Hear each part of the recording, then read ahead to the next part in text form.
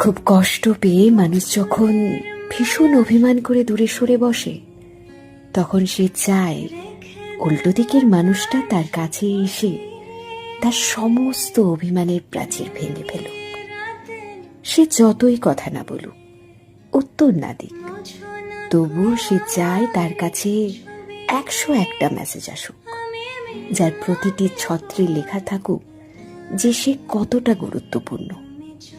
সে লাখ বারণ করুক, শেকল তুলুক, বন্ধ করুক জানালা, তবুও উল্টো দিকের মানুষটা যেন তার সমস্ত নিষেধাজ্ঞা অবজ্ঞা করে তাকে জড়িয়ে ধরে বলে, আমার ভুল হয়ে গেছে লক্ষ্মীটি, এবারের মতো আমায় ক্ষমা করে দাও।